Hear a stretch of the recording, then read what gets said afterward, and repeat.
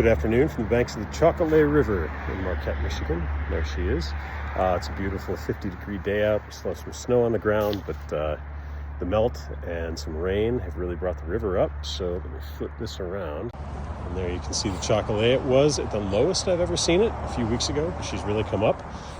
We are going to go out today in the Swift Dragonfly 15. This will be the first time I've had it out. You can see it's rigged up with float bags, tether tabs. I've got my spare clothes and my emergency kit secured with cargo ladders and daisy chains. Got gunnel bags, a water bottle holder, a brand new old mustache paddle, bent shaft at 11 degrees in 52 inch, I believe, and then painter line up front. So should be a really fun day. We're going to go ahead and get on the water right now.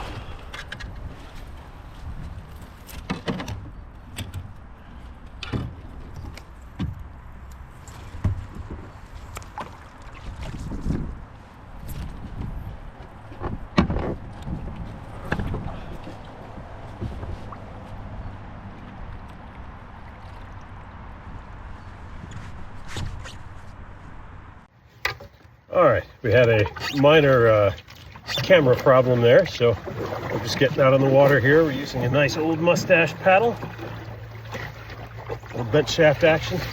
The river today is beautiful. I am in this Dragonfly, which is not a typical workout boat, but you know, I'm still cruising at probably close to 5 miles an hour through the water.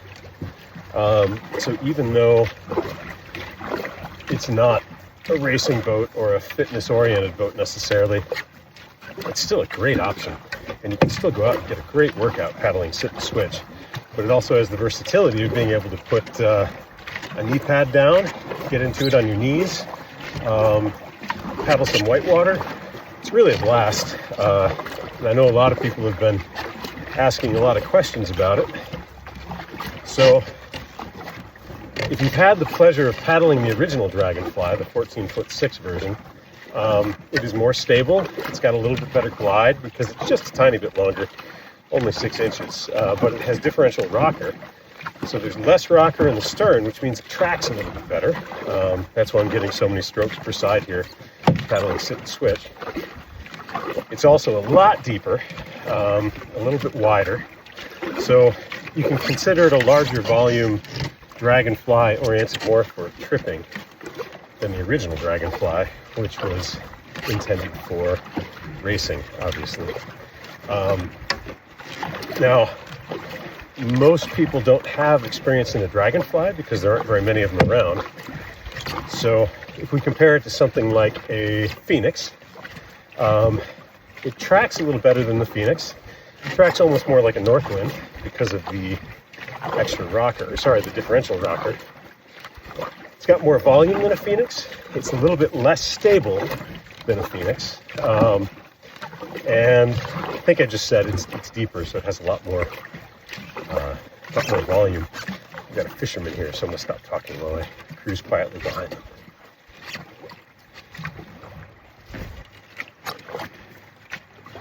If you just lift your rod tips, I can sneak right under your lines. Thank you. Enjoy your day. Well, thank you. See you in about an hour.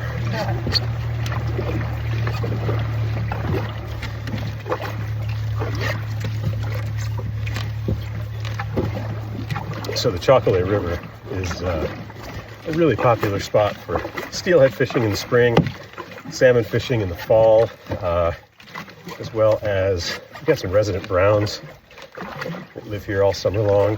Once you get up into the upper reaches of the Chocolay, got some really nice lively rookies as well, which is fun. And they plant quite a few rainbows in here. So anyways, yeah, I think I was saying this is a little bit higher volume than a Phoenix, higher freeboard. It's got flare worked into the sides.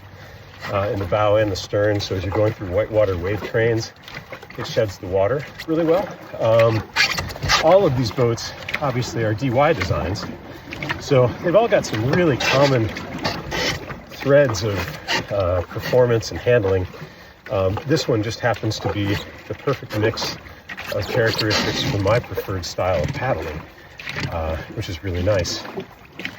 So I was very fortunate to get the opportunity to work directly with DY and Bill Swift to design this boat and end up with, you know, my ultimate or perfect river tripping boat for big Canadian pool and drop style rivers.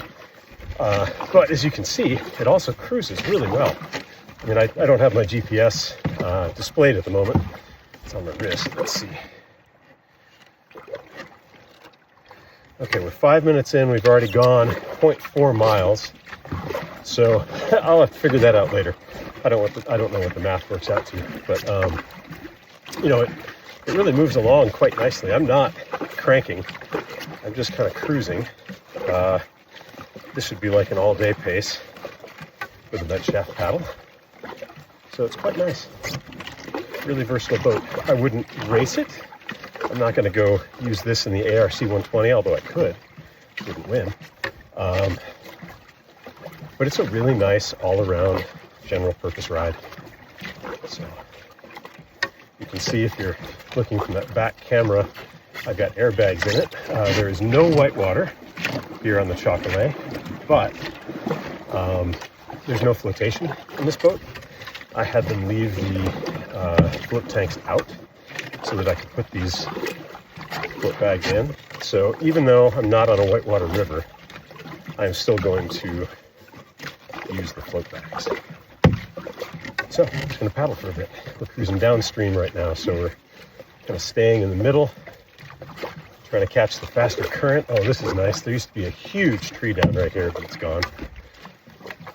So I'm cruising down the middle, staying in the current. When I go around the corners, if it's a tight corner, I will cut to the inside and take advantage of the shorter distance, even though I end up in slower water. And then coming back upstream, it's a different ballgame. We'll talk about that when we get there. I'm just going to paddle for a bit.